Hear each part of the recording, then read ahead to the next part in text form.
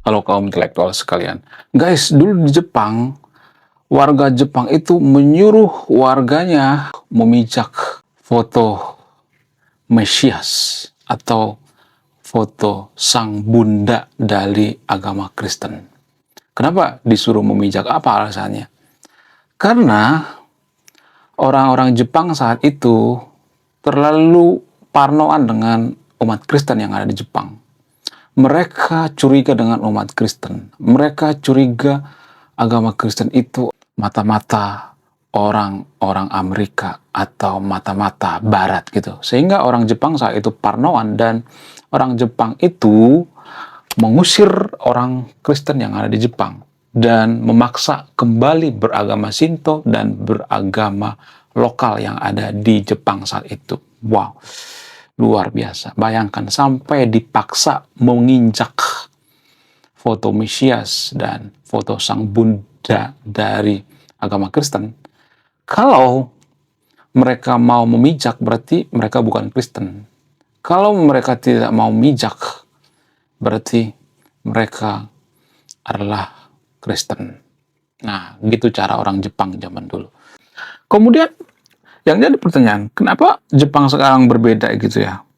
Jepang sekarang itu kan lebih humanisme ya, tapi Jepang zaman dulu tidak sehumanisme yang kita pikirkan, guys.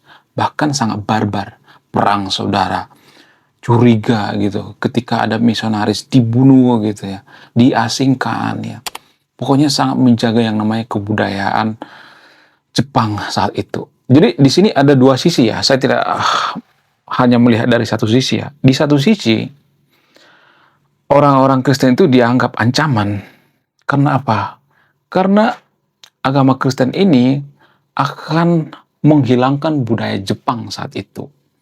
Jadi di satu sisi mereka tidak bisa disalahkan juga gitu. Tapi di sisi lain, ya dari sudut pandang misionaris atau dari sudut pandang orang Kristen, lah kok gitu? Kita kan tidak menghilangkan budaya. Kita kan tidak mengkafir-kafirkan orang Jepang. Kita kan tidak memusyrik-musyrikan budaya Jepang. Kita itu agama kasih, agama damai, agama yang mengajarkan kebaikan-kebaikan. Lah kok kita dicurigai?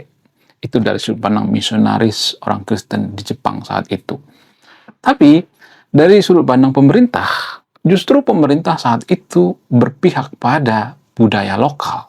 Jadi pikiran daripada pemerintah saat itu, mereka berpikir sangat simpel sekali gitu. Apa itu?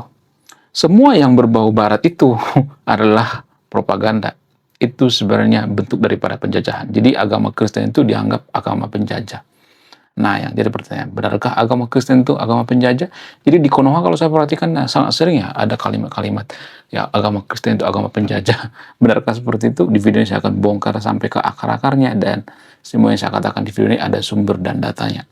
Jadi guys, ternyata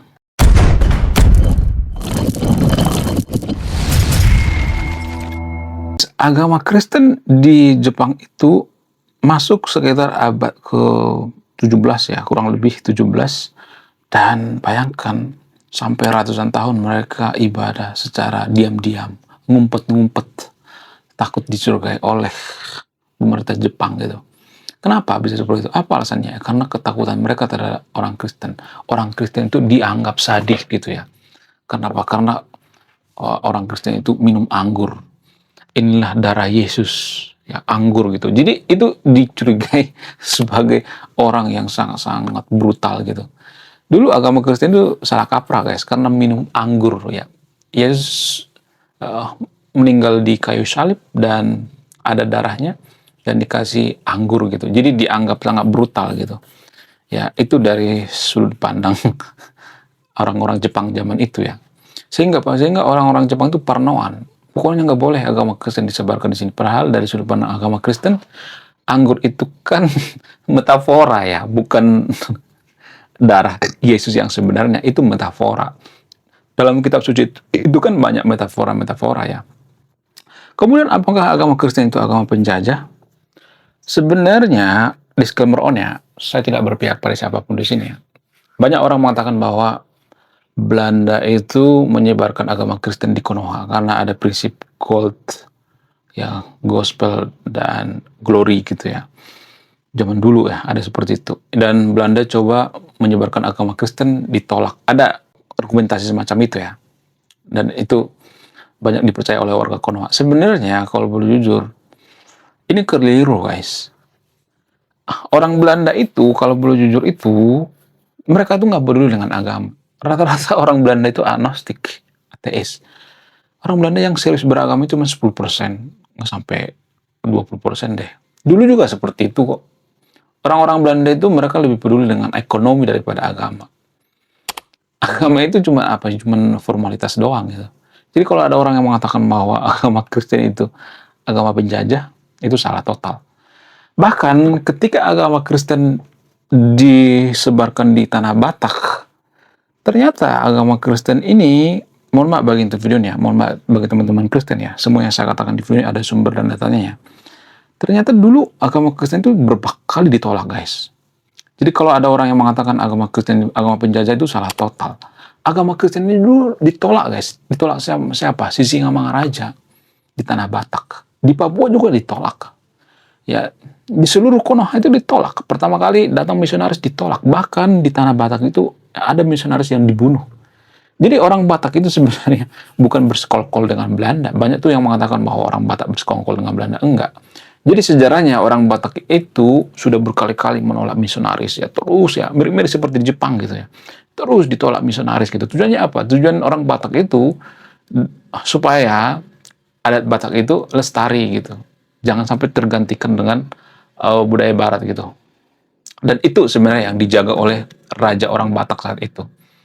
Nah, tapi saat itu para misionaris itu sebenarnya terpisah dengan Belanda. Jadi kalau ada orang yang mengatakan bahwa Belanda itu menyebarkan agama Kristen, itu salah total. Yang menyebarkan agama Kristen di Indonesia itu bukan orang Belanda, tapi orang Jerman.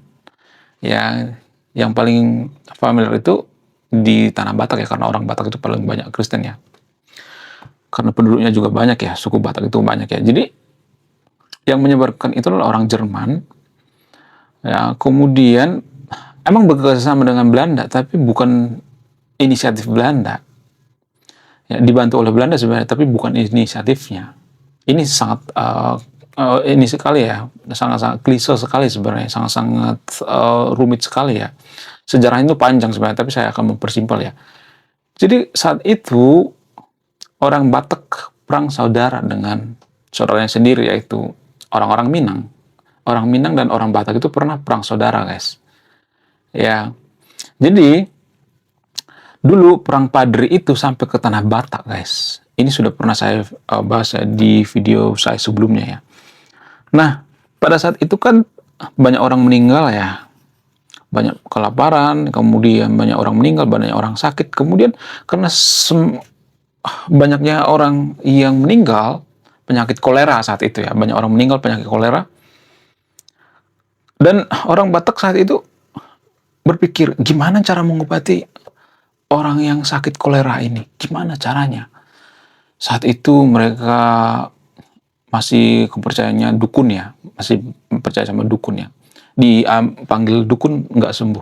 Tapi ya, suatu saat misionaris-misionaris yang beragama Kristen di tanah Batak itu menawarkan obat gitu ya, medis. Ya, Nomenset dan kawan-kawan bawa medis tuh ya, dokter-dokter ya ke sana. Nah, anehnya ketika disuntik, ketika diobati, sembuh gitu. Lalu ya pada saat itu dugaannya ya para misionaris itu memanfaatkan ini ya. Kenapa bisa sembuh? Nah, itulah kuasa Yesus. Ya, itulah kuasa Tuhan. Anda itu diurapi oleh Roh Kudus, Yesus gitu. Padahal menggunakan vaksin, ya sah saja kalau misalnya ini dihubungkan dengan agama, sah saja. Nah, saat itu orang Batak terpukau dengan ajaran Yesus. Kalau nggak mereka nolak. Jadi kalau ada orang yang mengatakan agama Kristen agama penjajah, salah total. Orang Batak juga awalnya nolak agama Kristen kok. Nggak langsung diterima. Bahkan misionarisnya sampai dibunuh tuh. Jadi kalau ada orang mengatakan agama Kristen itu agama penjajah, itu orang yang tidak mengerti sejarah gitu. Ya mungkin mereka dipengaruhi oleh lingkungannya gitu ya. Sama seperti yang ada di Jepang. Jadi di Jepang itu ternyata sama seperti di tanah Batak. persis ya, misionarisnya dibunuh ya, ketika ada kapal berlabuh ya, Jepang itu kan terisolasi ya, kapal dari Eropa. Ya, mereka langsung curiga tuh, apakah ada di sini misionaris, langsung dibunuh ya, nggak bisa menyebarkan agama. Bahkan sampai ratusan tahun ngumpet-ngumpet tuh ya orang Jepang beragama. Nah, itulah cikal bakal kenapa orang Jepang itu tidak terlalu peduli dengan agama, karena mereka menganggap ya karena kita memeluk agama, kita disiksa, kemudian kita perang saudara dan sebagainya, ya sehingga mereka berpikir ya udahlah jangan terlalu peduli dengan agama. Walaupun mereka masih menganut yang namanya agama Shinto. Agama Shinto itu seperti agama-agama lokal, agama Sundawitan, agama Parmalim, agama Kejawen dan sebagainya. Jadi itu ya fakta yang sebenarnya, guys. Kemudian apakah orang Kristen saat itu berkembang? Sebenarnya awalnya sempat berkembang ya, tapi karena dilarang oleh pemerintah, sehingga agama Kristen dihabisi di Jepang. Sekarang cuma 1% doang ya, nggak terlalu banyak. Tapi sekarang sudah ini, guys, sudah dibebasin beragama ya. Tapi anehnya ketika ada orang memprospek orang Jepang sekarang beragama, mereka malah nggak mau. Kenapa? Karena pengaruh daripada pendidikan. Mereka baca sejarah, mereka berpikir ya kalau kita beragama nggak semua disclaimer on ya, ya akan terjadi perang saudara gitu ya. Itu dari sudut pandang orang Jepang ya, nggak semua ya, tapi disclaimer on ya. Bahkan kalau kita memprospek orang Jepang itu masuk ke agama kita itu susah banget, karena mereka tuh sudah berpikirnya itu rasional gitu ya. Mereka lebih mengarah ke agnostik gitu ya. Mereka nggak terlalu suka ritual-ritual gitu ya dalam beragama. Kebanyakan ritual nggak terlalu suka gitu ya. Kemudian selain itu, ya tanpa kita sadari, ternyata orang Jepang juga menjaga yang namanya kebudayaan mereka. Jadi dari sudut pandang orang Jepang, mohon maaf bagi teman-teman Kristen ya, disclaimer on ya, nggak semua Kristen seperti itu ya. Kan agama Kristen itu menganggap bahwa agama-agama lokal itu kan menyembah berhala ya. Itu dari sudut pandang sebagian ya, oknum-oknum ya, oknum dalam agama Kristen ya. Seperti misalnya zaman dulu di Tanah Batak itu orang-orang Parmalim itu dianggap berhala gitu ya, menyembah patung, menyembah apa segala macam, menyembah batu, menyembah laut dan sebagainya, itu dianggap berhala ya, sehingga memusyrik-musyrikan. Nah, ini sebenarnya yang ditentang oleh pemerintah Jepang saat itu. Nah, kalau orang-orang Kristen ini mengatakan bahwa agama Shinto ini berhala, maka lama-kelamaan agama nenek moyang kita, agama leluhur kita ini akan punah gitu. Jadi kita harus melihat dari sudut pandang orang Jepang juga gitu ya. Disclaimer ya, nggak semua orang Kristen seperti itu ya. Karena doktrin agama Samawi dan agama Abrahami kan seperti itu ya, tanpa kita sadari. Doktrin agama Samawi dan Abrahami itu seperti misalnya, kita ambil contoh ya, Abraham mengharamkan berhala. Itu dari kisah Abraham ya kalau nggak salah ya, koreksi kalau saya. Ketika dia marah sama bapaknya gitu ya, ketika bikin patung dan sebagainya, dari situ awalnya kisahnya, sehingga agama Samawi itu ya meninggalkan yang namanya patung-patung kan, nggak menyembah patung dan sebagainya. Walaupun ya tetap ada patung Yesus gitu ya, ada patung Bunda Maria juga gitu, walaupun itu cuma formalitas ya. Tapi gini guys, sebenarnya kan definisi berhala itu kan kita kan nggak tahu ya. Maksudnya bukan nggak tahu ya, mungkin tahu ya, tapi nggak beda-beda gitu ya satu sama lain. Jadi kita samakan dulu definisi daripada berhala. Definisi daripada berhala itu adalah terlalu mengagungkan, ya, terlalu memuja-muja sesuatu hal berlebihan. Jadi tidak hanya patung juga, politisi juga seperti itu, ya idola kita juga seperti itu, ya konten kreator juga seperti itu, terlalu kita puja-puja, terlalu kita berhala, mengagungkan dan sebagainya. Nah itu yang nggak bagus guys. Jadi saya tidak menggurui yang nonton video ini ya, silakan simpulkan itu, saya tidak akan menyimpulkan. Kalau saya menyimpulkan itu saya berpihak, saya nggak mau menggurui yang nonton video ini. Anda yang mau memutuskan, apakah tindakan Jepang zaman dulu itu salah atau tidak? Silahkan simpulkan sendiri. Wah, gila, luar biasa. Akhirnya buku kedua dan ketiga gua rilis juga. Buku kedua gua ini judulnya Budi Tanpa Pekerti. Dari judulnya sudah menarik. Dan kisah daripada buku ini sangat-sangat dilematis sekali. Dimana karakter dalam buku ini bercerita, ada dua pilihan yang sangat sulit. Yang pertama, ketika seorang tokoh dalam buku ini tidak bawa-bawa agama saat kampanye, maka dia bisa dipastikan kalah. Tapi ketika bawa-bawa agama dalam kampanye, ketika dia bawa-bawa kalimat insya Allah, maka dia bisa dipastikan menang. Nah, yang jadi pertanyaan, kalau Anda di posisi karakter dalam buku ini, mana yang Anda pilih? Ini temanya sangat cocok dengan tema channel ini, bahas tentang agama. Kemudian tidak hanya ini juga menarik guys ya, Tanah Luka.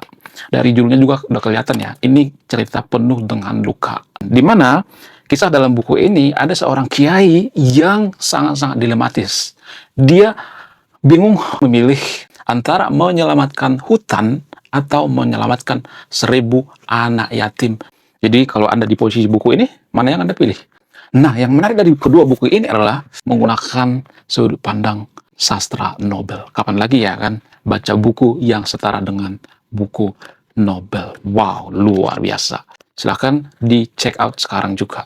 Kalau nggak di check out juga nggak apa-apa. Karena saya nulis buku itu bukan nyari duit sebenarnya.